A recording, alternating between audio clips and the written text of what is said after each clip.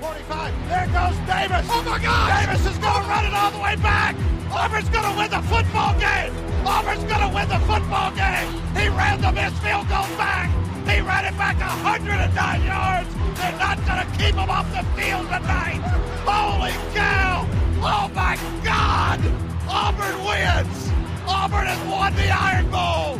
Auburn has won the Iron Bowl in the most unbelievable fashion you will ever see. Good afternoon, Vietnam. Welcome in, everybody, to a brand new edition of the Dream Wager, episode 671. Today is Friday, May the 29th, the year 2026. I am joined, as always, by Elvis Acosta and Joey D. Boys, my 10 seconds and my hot take of the day. I'm going to start doing these in the beginning of the show because a lot of things grind my gears throughout the day.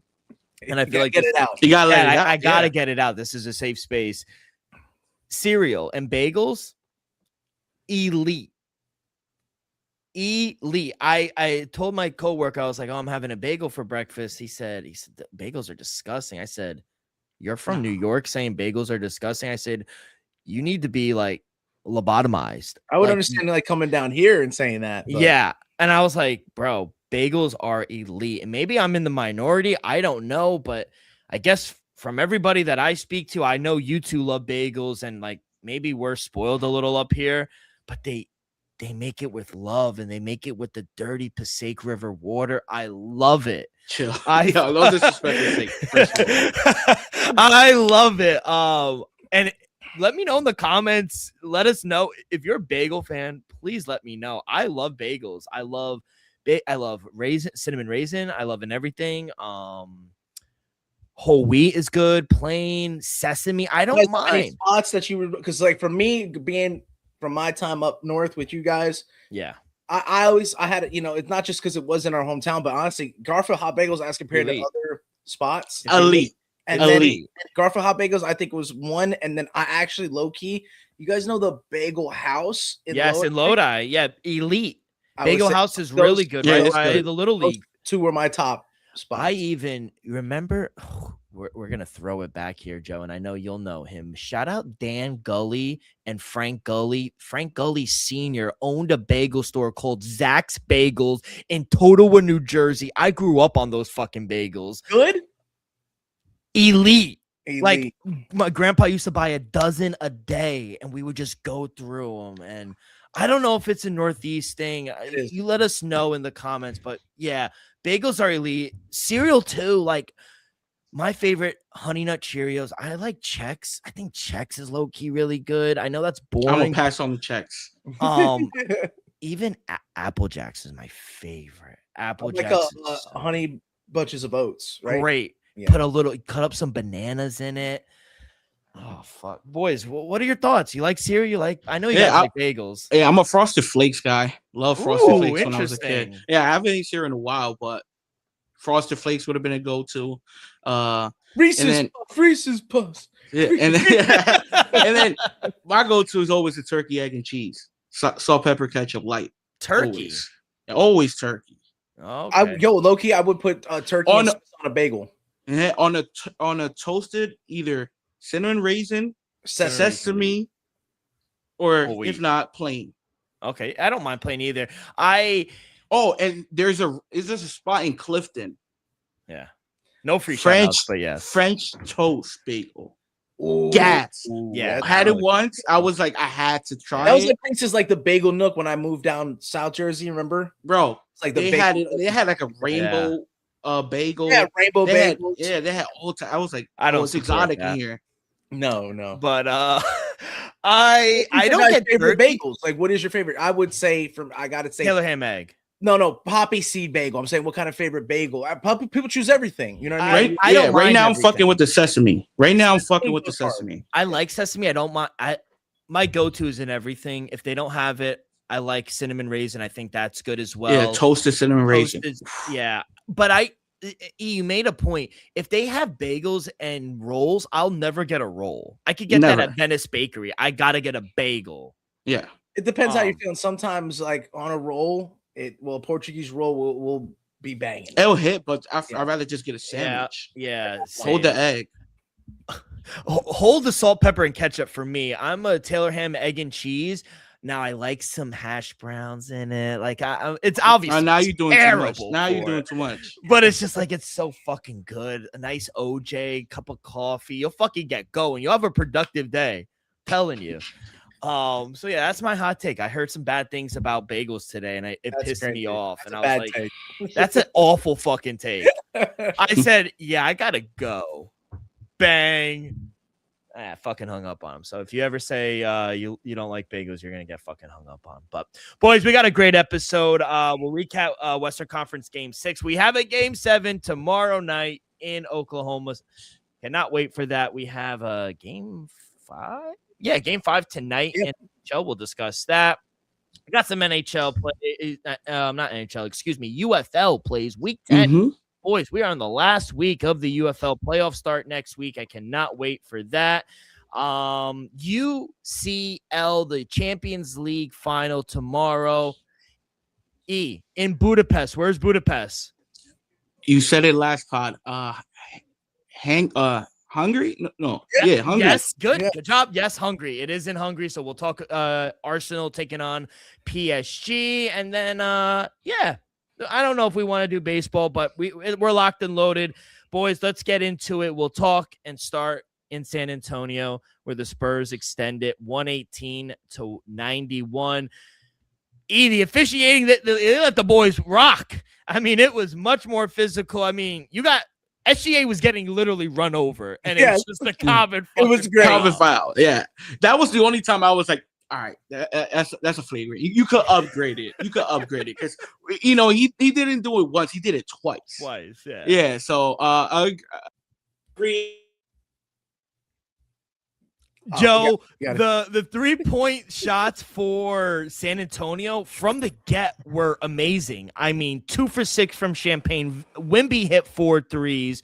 Vassell hit 4 threes. Vassell was hot. Yeah. Harrison Barnes hit 2 fucking threes off the bench. So it was just raining threes. And I think once they got out to that lead, they couldn't be stopped. I was going to say, because then you go to the defensive side of it. And like you said, they were physical, but they were just stopping everything coming their way. Like OKC had no answers. I don't even think Alex Caruso did anything on the defensive side. So it was like they literally took everything from Game 5 and turned it on its head in Game 6. So you saw Mitch Robinson trying to get that call from the previous game. I think I hate to say it, but the refs are kind of back and forth. The games have been a little underwhelming, back and forth, dominant sides on each team. The refs are giving it calls one way, and then when they got addressed, they're correcting themselves. So they're very reactive to what's going on around them. So I mean, it's interesting to see what Game 7. I do not know which way to go with how this series has. Yeah. What about from the OKC side? Because it looked like from the beginning, it just looked tough. Every bucket SGA was trying to either make or attempt was physical.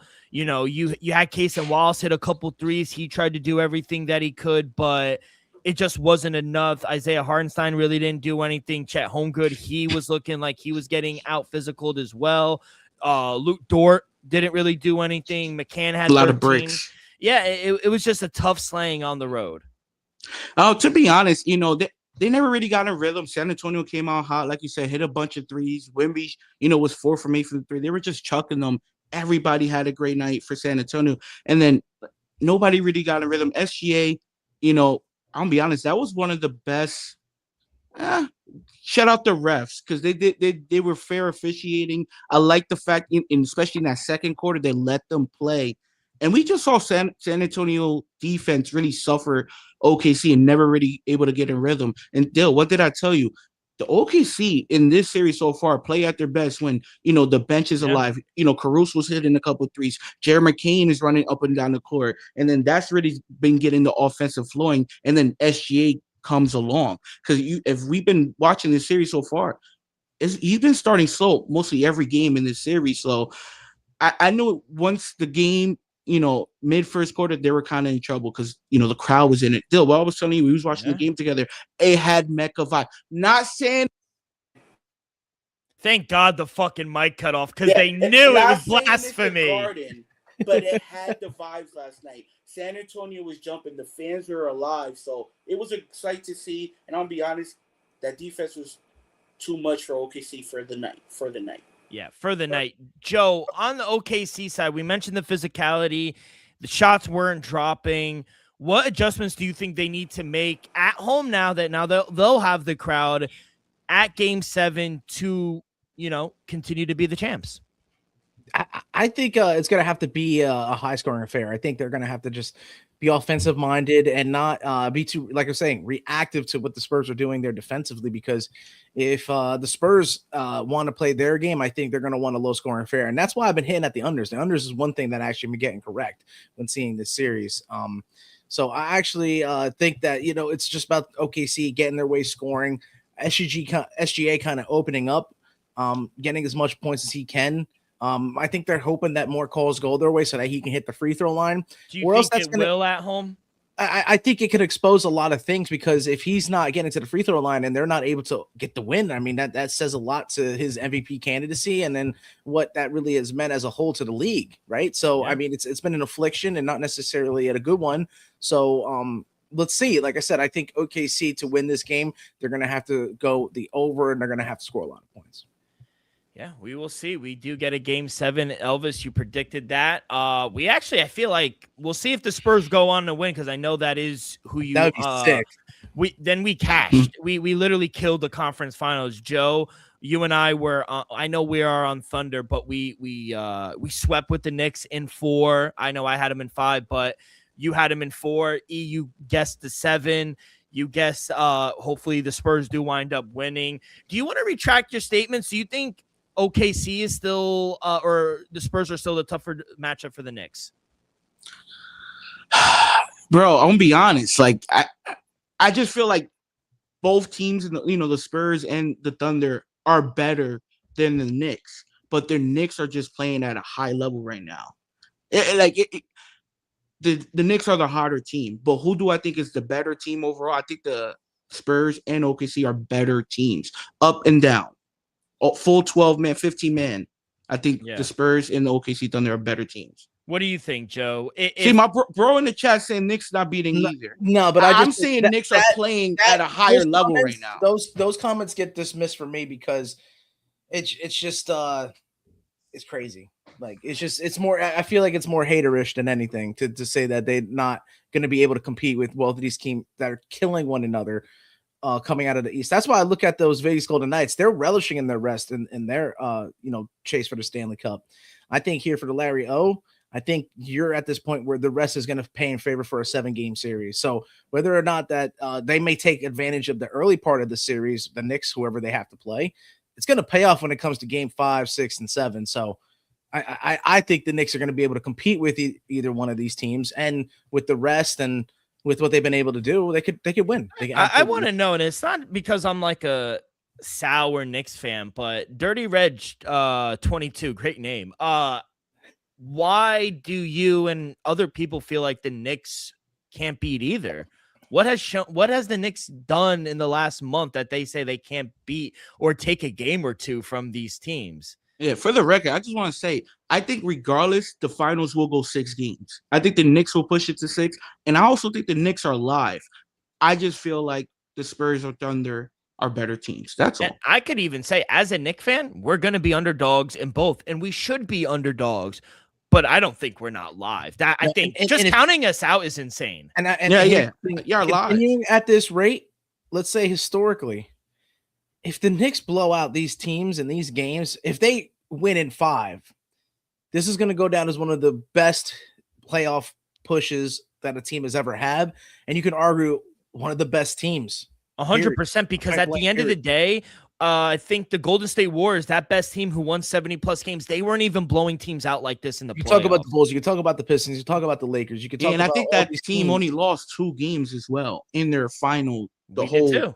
I think the statistics stay for themselves. And like I said, if you're stepping on teams next, like if they do get to this final, either team that gets to the finals and they do play the Knicks and they have their wills taken from them, that says a lot to me in the grand scheme of things. That's why they're getting so much respect from their legends, not just because they're in this moment again, because they were in this moment in 99. And I know that was 25 years ago, but they were in this moment with those legends there at that point.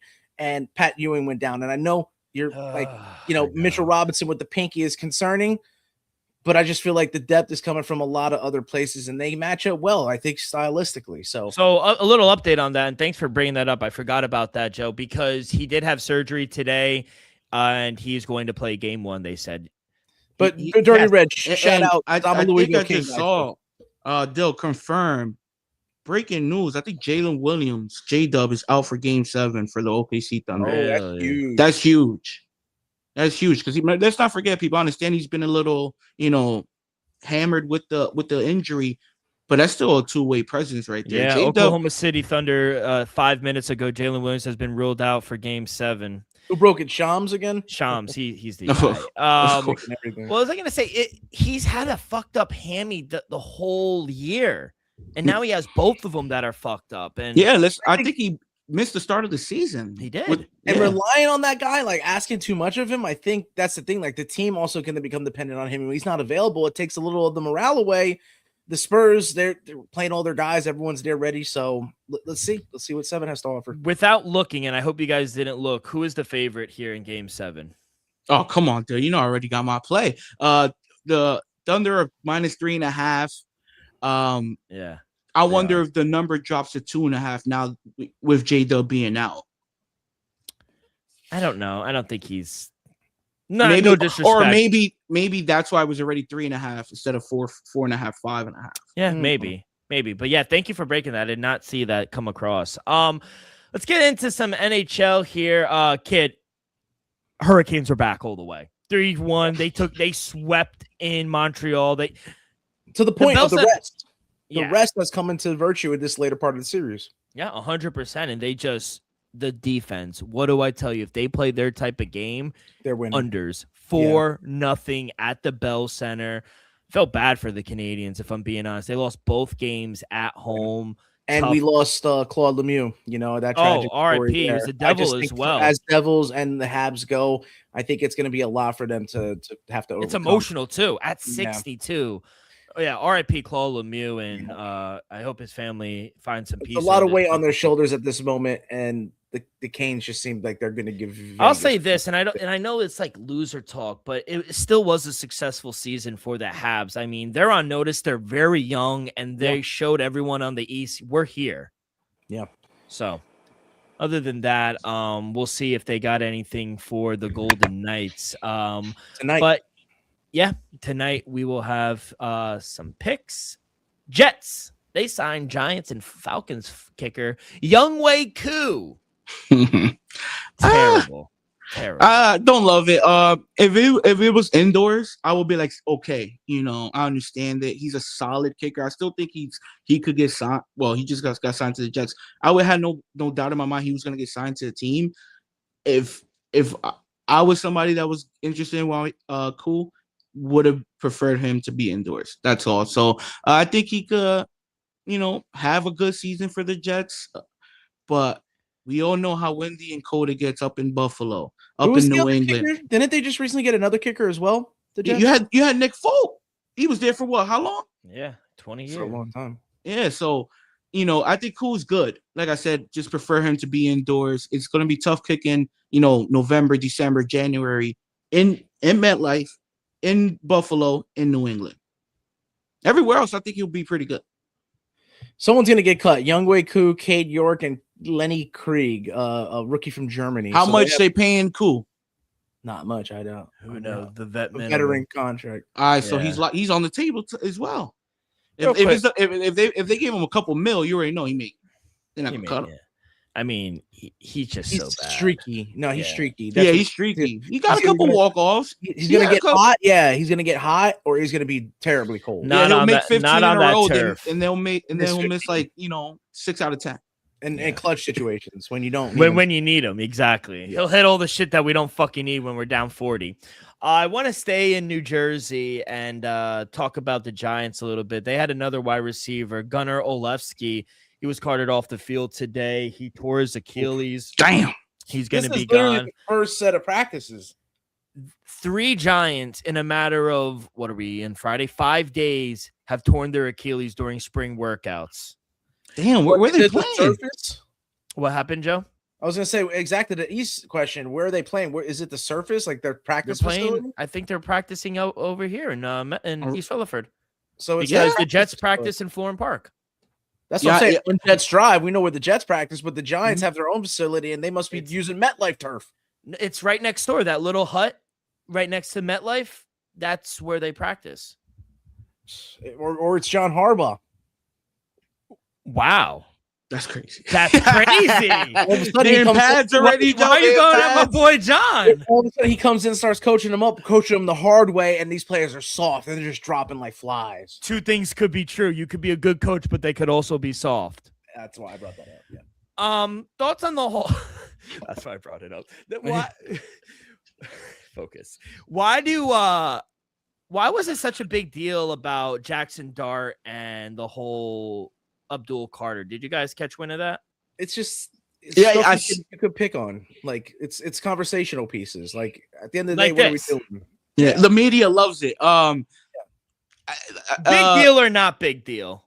It shouldn't be. For the locker room, I'm gonna say big deal.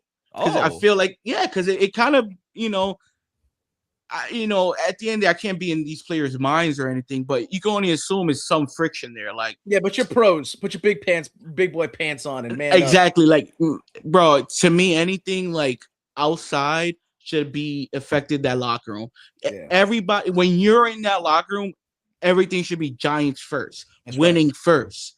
So don't shout out Carter. I respect his opinion, but his reaction is making a much bigger deal than it should have been. Don't get me wrong. We could all disagree with, people political beliefs or whatever, but bro, it's Giants first. That is making a distraction. It's not helping the team. Real quick on this for me, and I agree. I think it's just a talking point. It's unfortunate that it's even a problem because where was the problem? And I'm a big fan of John Harbaugh. We should be talking about play on the field. My thing is, where was the criticism about John and Jim Harbaugh when his family met Trump? When they went to the White House, no one said anything. I want that. No, people said it. People said stuff. No, I'm talking about in-house. Where's Abdul Carter? That's your coach. Well, you didn't say nothing. Dill, for the record, they were in the Oval Office last year, and John Harbaugh happens to not be the coach for the Baltimore Ravens no longer. No, but he was there. I understand. All I'm saying is we don't know. Behind the scenes, we don't know what that did in the locker room. It never went public. No one said anything. That's the difference between, I feel like, franchises. Like, that's why the Ravens are a good franchise. We never came out. No. You're missing my point. No, he went there when he got inaugurated again, and he was just a non-factor. You need that same energy, Abdul Carter, or anybody who has strong beliefs. Why did you come out and say something about Carter, about Jackson Dart? Now, do I agree with what Jackson Dart did? I don't give a fuck about his political opinion, if I'm being honest. Yeah, but my thing about the Giants is I want to see you on football games. I want to see you on the field. I want to see more highlights. I don't want you at a rally. I don't want to see Cam Scatterbo at the WWE thing coming off a fucking injury. Like, they're starting to gain traction outside. And I think that is the biggest problem, Joe. Yeah. Yeah. You put your celebrity first and not the work that has to be put in to have the ultimate goal. I went into every football season with the head coaches that I was fortunate to have that had that mindset that we all have a mission. We have a similar goal as a team, and we go and try to accomplish that. And if even one person isn't all in on that, then you're only as strong as your weakest link. So it all starts at the top, and hopefully that changes, like I said, with John Harbaugh. And that's why I did question that. So it's that question are we going to see more of these? Is it the weak players? Are we going to see more of a old school coach with hard practices and the way he wants to run things and players not be able to match that? Or is it just we're not able to coach that way anymore? We're not able to be in that manner, that old school mentality. And it's just, a time for change. So, I mean, I would hate for that to be the case, but I feel like you find out who are the good teams, the teams normally that are coached the old way. John Harbaugh did come out today and say, you know what? Our team is better for it. We're good. We had open conversation. We had a team meeting. Yep. And who was leading the charge? Jameis Winston. If anybody could bring a team together, it's Jameis Winston. He's a correspondent for the World Cup and everything too, bro. That's a legend. Money. Yeah. He's one of my favorite quarterbacks. I want 100 FSU. Yeah, he'll give you 40 touchdowns with 40 picks. Who else is doing that? Like that man is a legend. So yeah, who cares? Everyone has different beliefs. Keep it in-house. If Abdul Carter had a real issue, just be man-to-man and say it. Like, you don't got to go on Twitter. Like, I think that you're not wrong for having an opinion. Why you got to go to Twitter? Like, that's whack to me.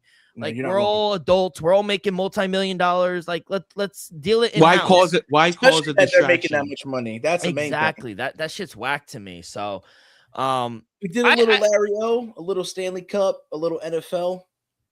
And they'll go right into the UFL, baby. But before we do that, a quick word, Joe, from our sponsor, always and every day. Viva Tequila Seltzer, the most refreshing hard seltzer on the market, hands down. Is no wonder why Viva was voted #1 hard seltzer in the world by San Francisco World Spirit Competition. With only 88 calories, 0 carbs, 0 sugar, and a light 4.5 ABV. Viva is the perfect drink for your post-game celebration, as it was created with that active lifestyle in mind. We flavor tequila seltzer because flavor is the spice of life, and we like our drinks with just a kick, just like how we like our lives, whether it's Huckleberry playing around a golf with the boys or an elderberry watching the Champions League final. It doesn't matter.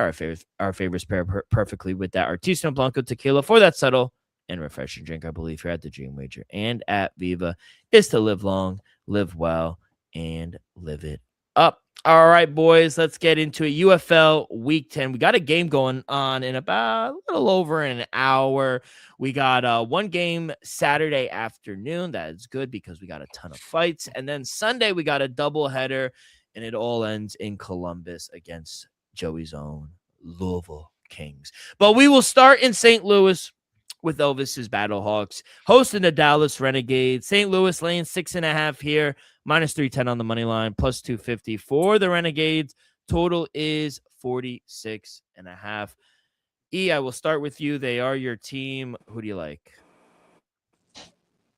To be honest, I don't love the 7.5 here with the Battlehawks. Don't get me wrong. I do think the Renegades for the last week of the season are going to go all out. So I do lean the plus 7.5. I do think the Battlehawks will win the game, but not loving the 7.5 here with the Battlehawks. So my God, I wouldn't say the Renegades are live, but heavy lean on the plus 7.5 with the Renegades. Joe, what's wrong?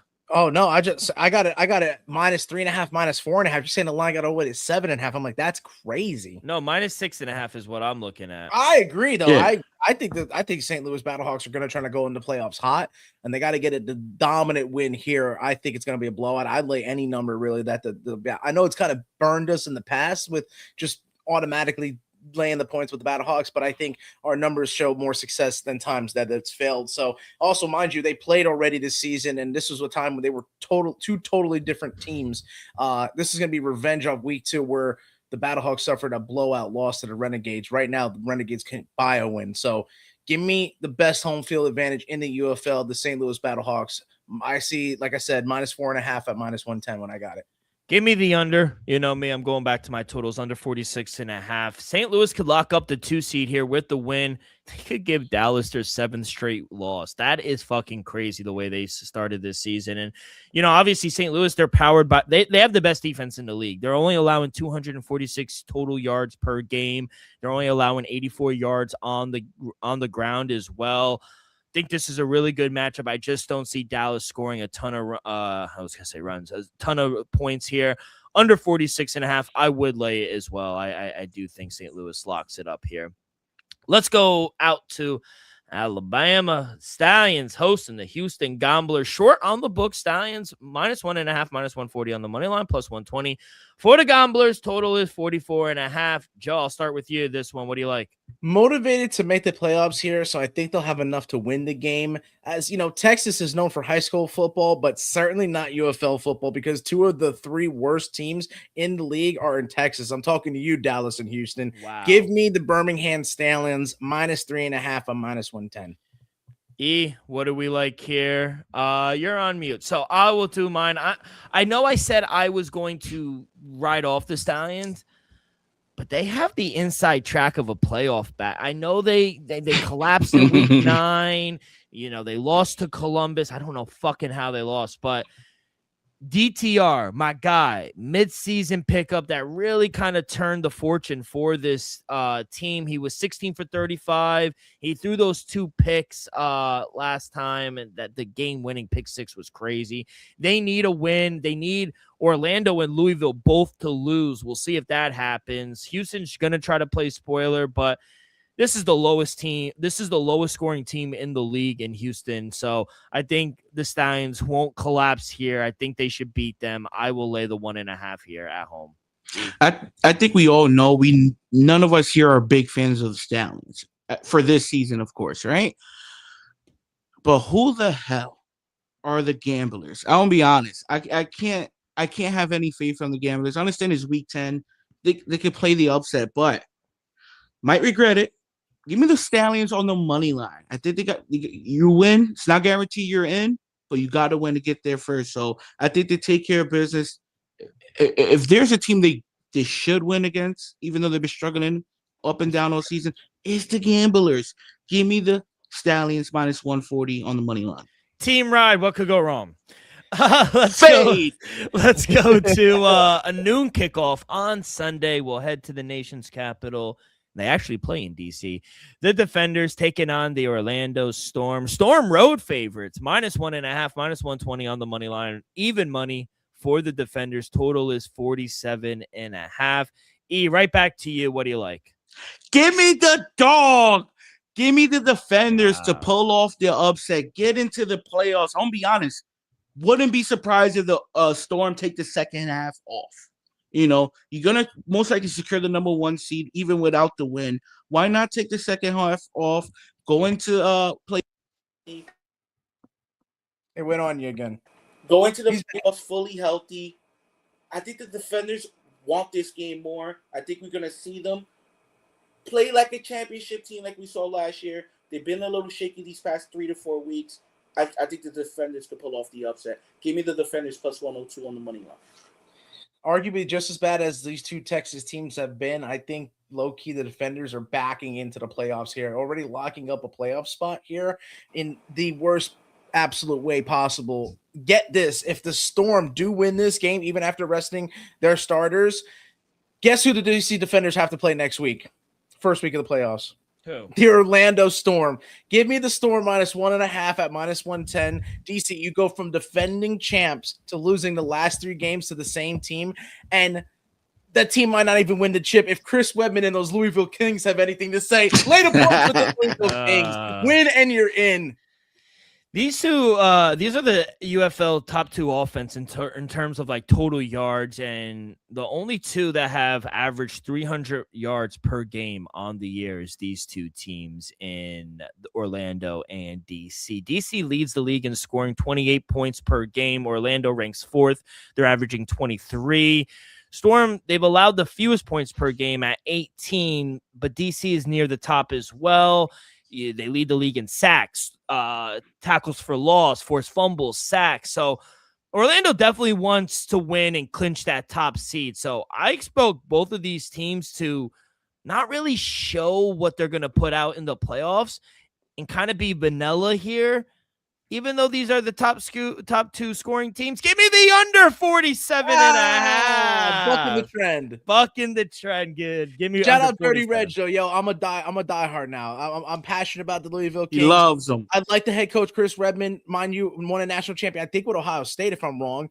Yes, at the end of the day, Chris Redmond is a winner. He went to the pros. He's leading these boys the right way. Like I said, I would agree with that, Dirty Reg. I would take the Kings at their plus value price to win the UFL this year.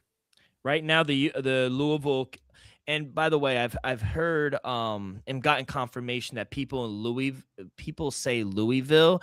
It's Louisville. That's Louisville. Yeah. That's that, and people in Kentucky, that's how it's pronounced. Louisville. Hey, Kentucky just won. They just beat who did they beat? I just watched it. It doesn't matter. St. Louis. Is it Liberty? Boston College. Liberty beat Boston College. Liberty beat Boston College. Anyway, St. Louis Battlehawks are the favorite. Plus 200. Orlando Storm plus 210. DC is plus 380.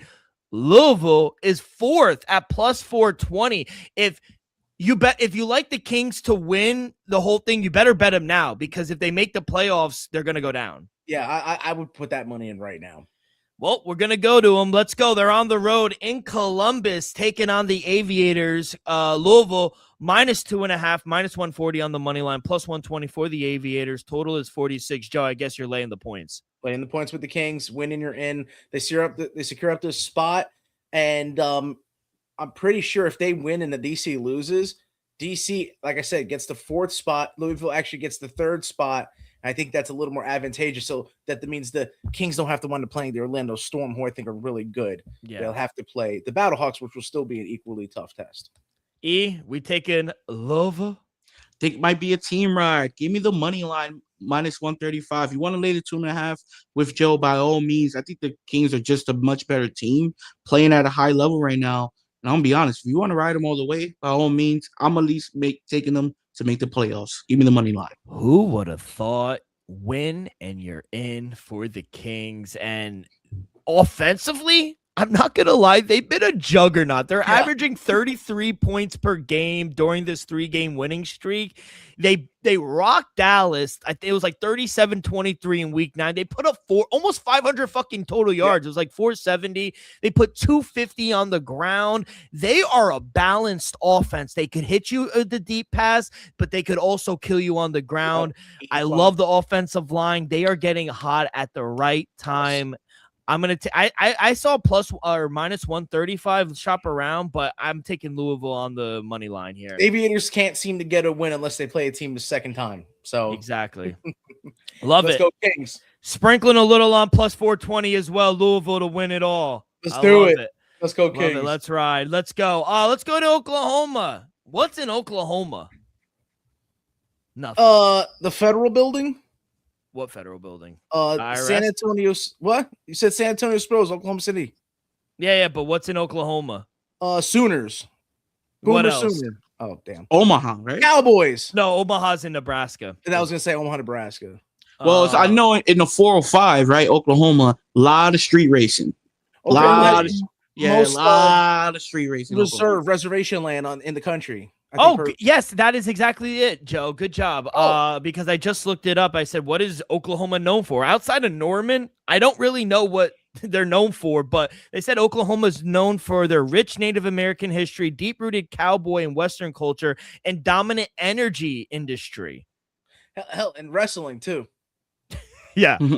Wrestling as well. Low-key great program.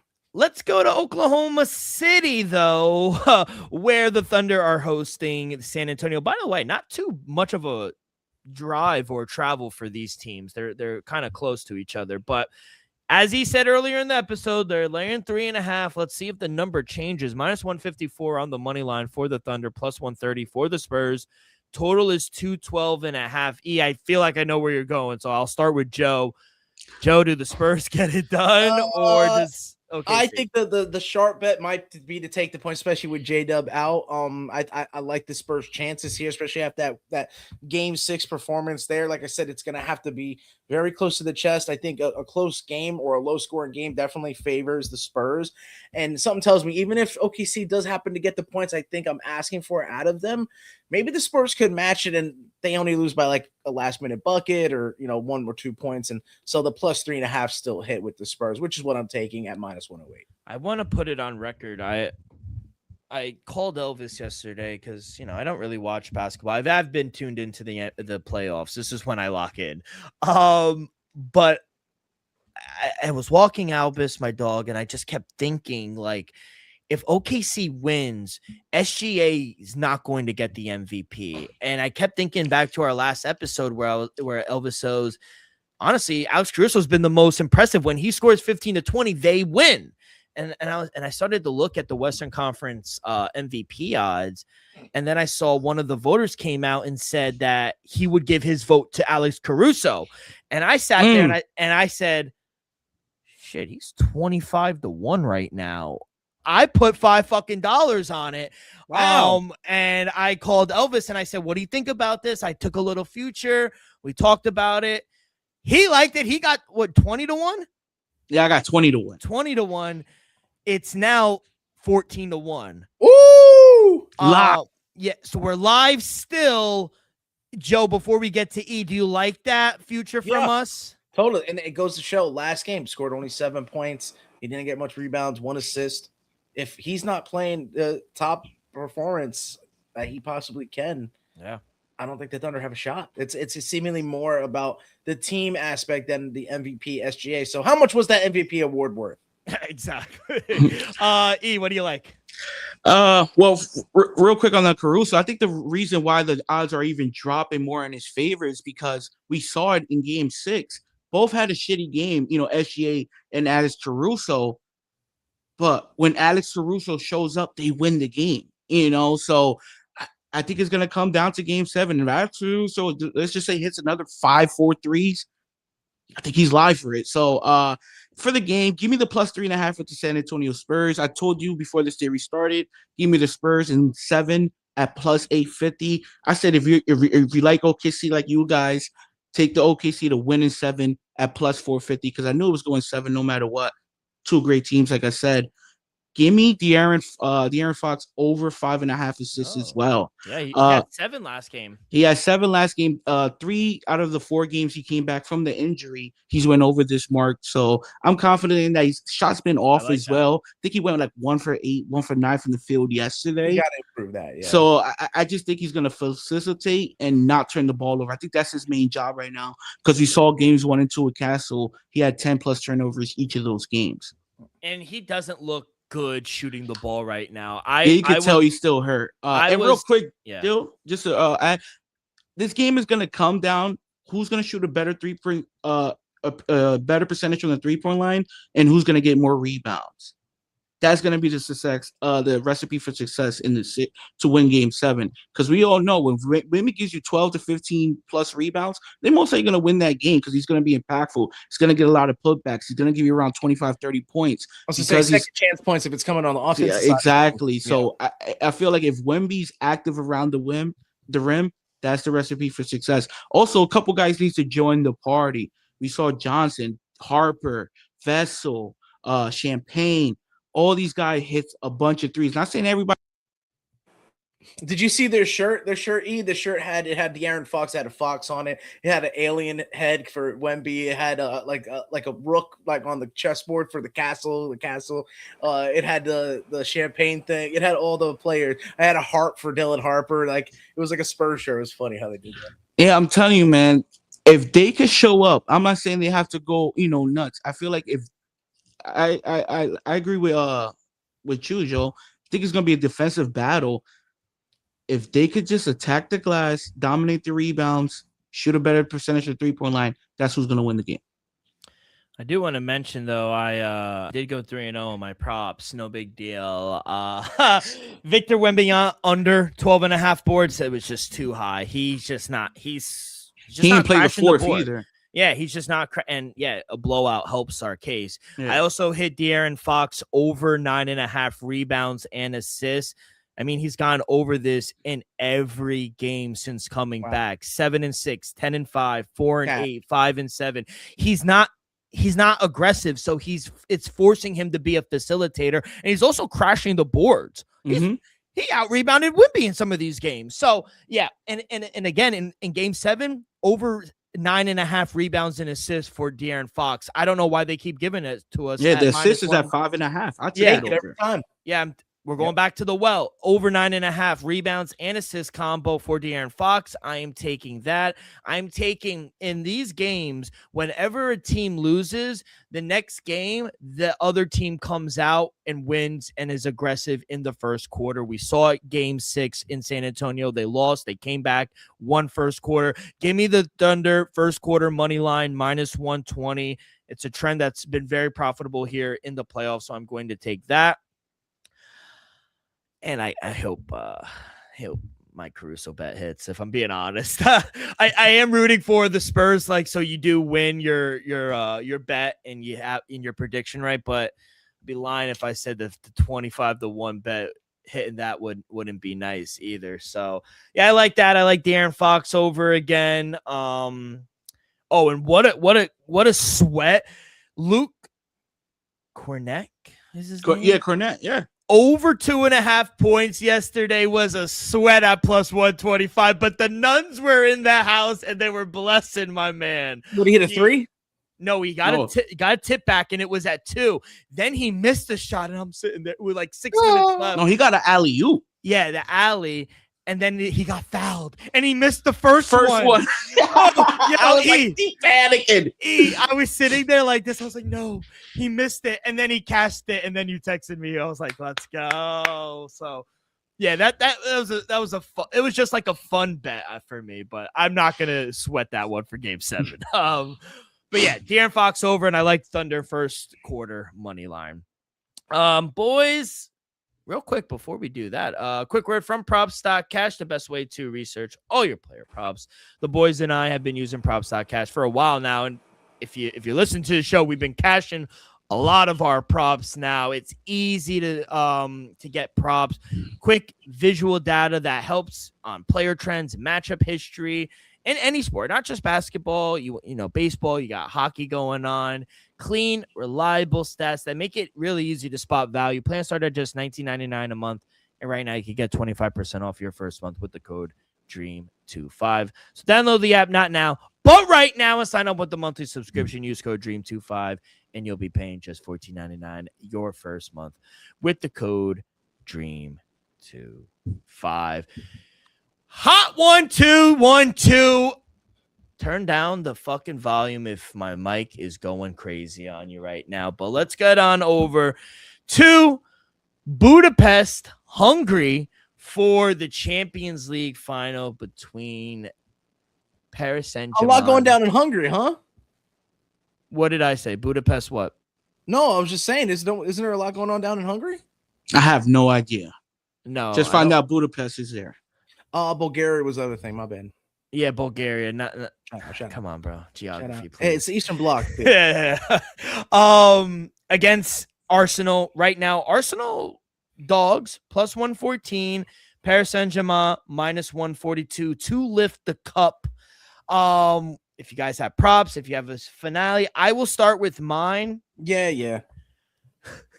I got both teams to score. I know it hasn't been like that the last 6-7 Champions League final. It's been like a 1-0 game. I know it's the final and defense kind of hunkers down. Best offense against the best defense. I think Paris Saint-Germain will get on the board first. I think it's a 1-1 finale and it's going to go into penalties. Both teams to score at minus 115. And I am taking look it up. I do not know how to pronounce this guy's name, but it is Jesus. I don't even know how to pronounce it, but it's like Kasavafi from Paris Saint-Germain. Anytime goal scorer, though, you can get that at plus 225. Those are going to be my two plays. Joe, what do you like? I like PSG. You'll never catch me dead picking Arsenal ever. I'm a Manchester United guy. So up the Red Devils, and I think PSG winning it actually laughs in the face of Kylian Mbappe as well. It's just hilarious that he leaves to Real Madrid and then they start winning Champions League. So let's go. I think they won last year. So let's go back-to-back PSG Champions League winners. Like I said, my final score was 1-0 due to the 5-4 victory that PSG wins in penalties. I really think that this is going to be a boring final here. Everything's leading up to the World Cup now. I don't think people are actually too focused in on the Champions League, even though it's the Champions League at the end of the day. The international club is what matters. You're playing for your country and not just for your club. You're muted, kid. Oh, no. Never mind. I was trying to show you guys the name of the guy. It's Kecheva Karavachala. Anyway, he's the forward for Paris Saint-Germain, number 7. I like him to score plus 225. I hate Arsenal. I'm a Nottingham Forest fan. Oh, Georgian. I haven't really seen him too much. Wow. Yeah, so I'm gonna take him. Are you gonna watch? It starts at noon on Paramount, so it's early in the day. You can catch it if you want.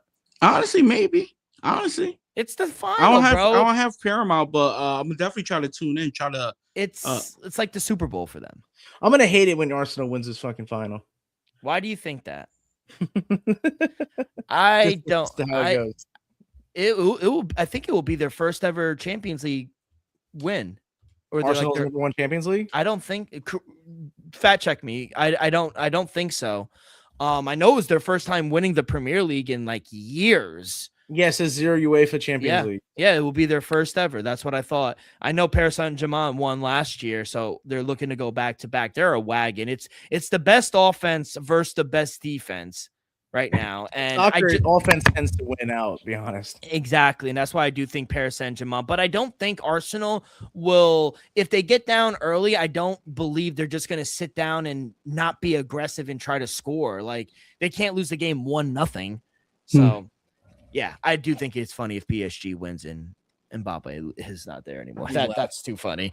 But yeah, that's it, boys. I don't really have anything for baseball. Hockey tonight, Joe. Game, they close it out? Yeah, I'm going Canes -1.5. I think it's just too much. The Habs, bro. Like I said, with the loss of Claude Lemieux, I think they're actually feeling that. As we are as Devils fans, what he's done for us and what he's done for Canada as a whole and the Canadians. He was so good. My dad was so saying. Good, man. And that, like, the story itself is just, I think it's heartbreaking. And the care, I think they're heartless in a way. I think Carolina Hurricanes is, like you said, one of the better defensive teams here, and they just know when to finish you off. So it is -104. I hate laying chalk on. I had +105 for the -1. That's good. Shop around. Where I'm looking right now, it's -104. I hate laying money on a run line, whether it's basketball, whether it's NHL or baseball. Yeah. I like to get plus money. Coastal plays tonight in baseball. There was a lot of upsets, but I could give you. Yeah, give us your update. How's the regions doing? Nebraska beats South Dakota State. Wazoo upsetted Oregon State. St. Mary's upsetted number 1 seeded UCLA. SC Upstate beat Oklahoma State. Mississippi State blew out Lipscomb. Kansas beat Northeastern. Little Rock upset number 9 seeded Southern Miss. New Jersey boys, Ryder gave Florida a run for their money, 8-7 for Florida, though. Texas blew out Holy Cross, wearing the hat. I don't know why I got it on, but Milwaukee upsets number 4 seeded Auburn. Liberty beat Boston College. Me and Elvis went head-to-head on that. Wake Forest, D and I rode with them, and Kentucky seems to have won. ECU, D, shout out you. Yep. I think we both the Pirates, baby. The Pirates, ECU, and then Georgia Tech actually looks like the real number 1 seed after winning 22-5 to UIC. And the Johnnies, they're giving them a run. They're only down 1. Yeah, FSU. I know. I got Coastal coming out of that Tallahassee region, so I mean, it's Coastal. I was listening to a guy who caps college baseball. He said Coastal's going to win the region. Yeah, I think so as well. And they got that was like honestly one of the weaker brackets, and it does, like I said, the pain doesn't end for FSU fans. Coastal plays in about an hour. And West Virginia's up big. It's hard to play up their elevation if you didn't know in Morgantown. So speaking of Oklahoma, they are playing against the Citadel. UNC's up right now. Georgia's blowing out Long Island. The Sharks. How's the product? It's great. Watching baseball. Yeah, I haven't watched any of the games. They're stealing bases. They're playing small ball, the metal bats. Like, it's interesting to see how sometimes, like, these guys just will walk. You know what I'm saying? They're still kids. They're still susceptible to making mistakes, so it's not as perfect as you see with a lot of MLB games. The only team to absolutely blow it every single time is our New York Mets. Wow. And it's more passion as well. Like, when there's moments that's happening, like tough plays, they let it out. And that's one thing I appreciate. Yeah, in the crowd as well. Like, that's one thing I appreciate, especially all college sports. More passion, more emotion. Because they know for majority of them, that's going to be their last game or their last time. Speaking of passion and emotion, I'm going to go see that new movie Obsession tonight. I heard it's good. Oh, nice. Have fun. Like $100+ million on a less than $1 million budget. Not many films have done that. I heard Backrooms is doing the same too. So if you're a cinephile, nice.